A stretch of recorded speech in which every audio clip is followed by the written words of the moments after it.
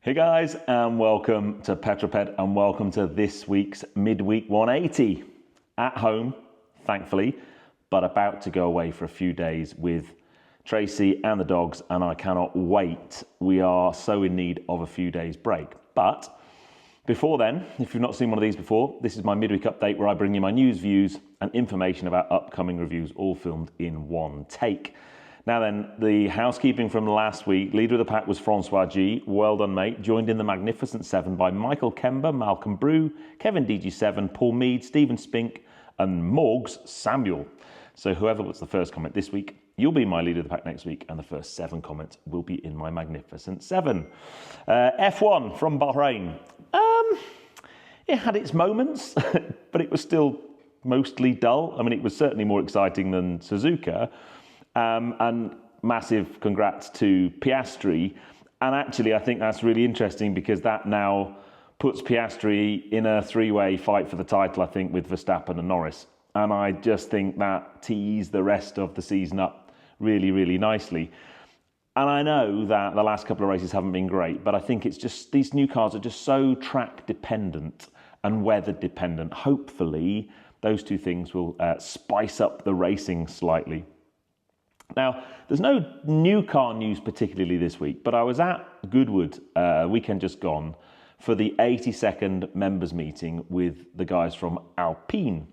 And I have to say, it's one of my favourite Goodwood events. I was there on the Sunday. It's got such a chilled vibe. You can get so close to the cars, the drivers. There's some phenomenal racing going on. But they also do some high-speed demos.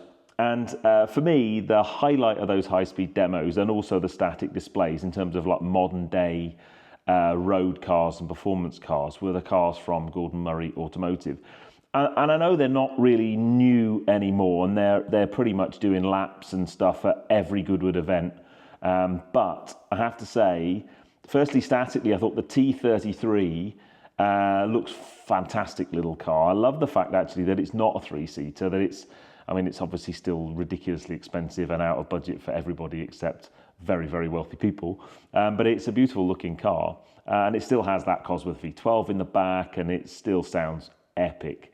But the T50, and in particular the T50S, the Niki Lauda edition that Dario Franchitti was driving around the circuit, oh my days, does that car sound incredible. I mean, there's nothing beats a V12 revving its nuts off at like 11,000 RPM. It was absolutely mega. But talking about cars that sound nice, yesterday I was down with my friends at 50 Supercars. And as many of you know, I'm sure, I'm working with them this year, and I'm going down there every month to drive something really special. Either an owner, David, who owns 50, has some lovely cars, or people who have their cars in storage at 50. Many of them have been kind enough to reach out and say, would you like to come and drive my car? And in the announcement video, I kind of hinted that I might be getting an opportunity to drive the Alfa Romeo 8C Competizione. Well, I did that yesterday, and honestly, you think the Gordon Murray T50S sounds good? For a road car, that 8C Comp, it was unreal. It's a naturally aspirated V8, and it's just an amazing noise.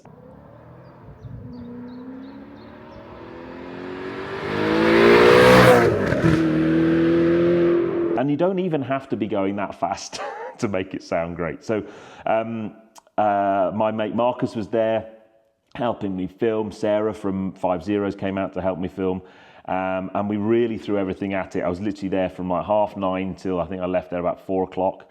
And we put a lot into the filming. So my next job is to edit a really great video, but I don't think I'm going to disappoint because the footage that I've seen so far is fantastic. So that's coming very, very soon. I wanted to share some footage with you that I took at the media day a couple of weeks ago, and I've put a couple of these things out already. I think I already showed you a hot lap around the circuit in the Lamborghini Revuelto, but I also got on that day an opportunity to have a couple of hot laps in a Taycan Turbo GT being driven by Abby Eaton, who's a Porsche driver. And honestly, way easily the fastest EV I've ever been in on circuit, but it was just phenomenal. But I really like the video because it gives a really great insight. I had a nice chat with Abby as we went round, and it was also filmed with my Cambox point of view camera. It was having a bit of a moment because it was so sunny outside. It does blow out a couple of times, so apologies for that. But anyway, let's roll the VT of me going around Goodwood in a Taycan Turbo GT. I'm a very, very good passenger, but after this passenger ride, I felt poorly for about half an hour. It really did just mess with my insides completely. Hello. Hello. How are you? I'm good, thank you. You? Not too bad, thank you. Excellent.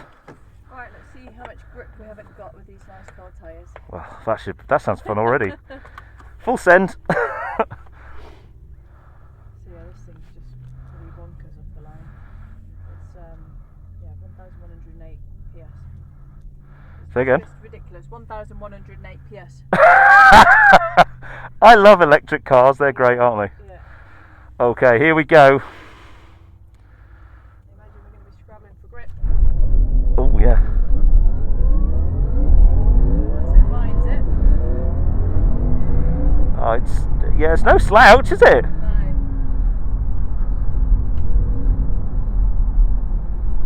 Wow.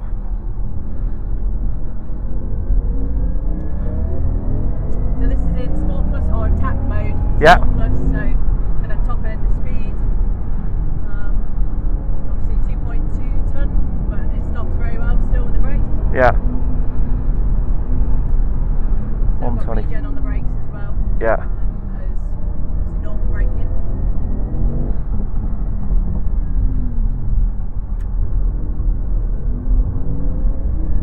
And do you find, are you doing quite a lot of sort of weight management, just braking a bit earlier, or? Yeah, and just you have to bleed for quite a long time to keep the front points in. Yeah. So you're better off braking earlier and harder, and then just having a longer bleed. Yeah. So your brake zone tends to be much longer. Yeah. But yeah, Here you we have go. to look after the brakes a little bit. Yeah, for sure. Oh, that mid punch, that was from 125. Yeah. Which is when it's kind of like second gear comes in. Yeah.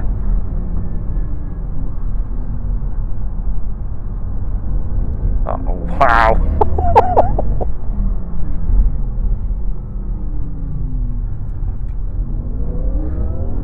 Oh yeah. It's just a constant surge of torque. Yeah. Like a train. Doesn't Yeah. stop.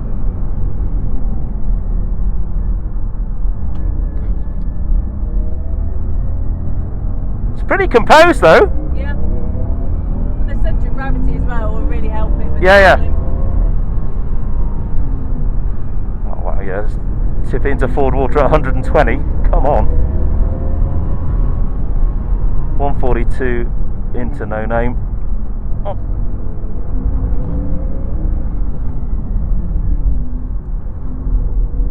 Wow.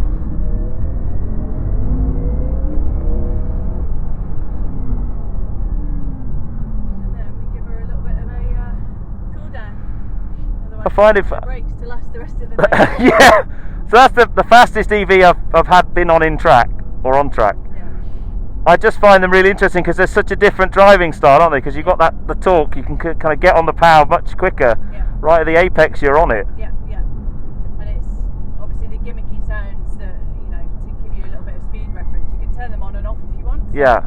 it's very kind of driver dependent on, so for example, turn that off. Yeah. But it just takes away that element of speed as well. Yeah, yeah. And you can adjust obviously all the chassis, different drive modes and whatnot.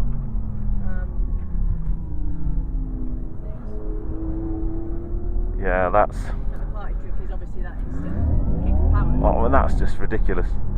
I've always said it makes you feel queasy, doesn't it? I've always said a Taycan, best handling EV out there by miles, but that is something else. Trumps it. The step up between a standard, even like a turbo in this, is ridiculous.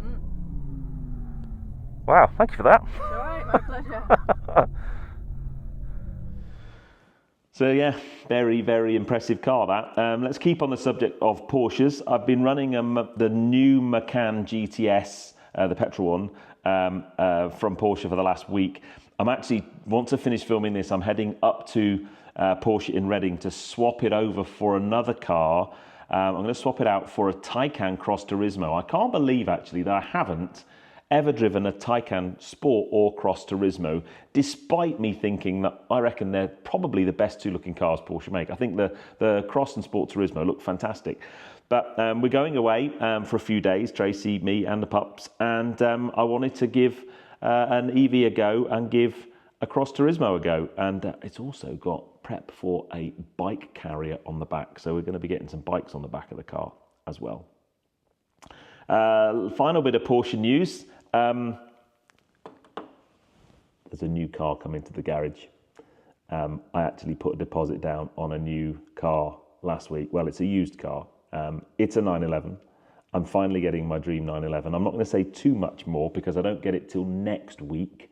I'll pick it up next Thursday. So I'll probably tell you a little bit more next week. But also there's a Porsche Mark weekend at 50's Supercars in a couple of weeks' time.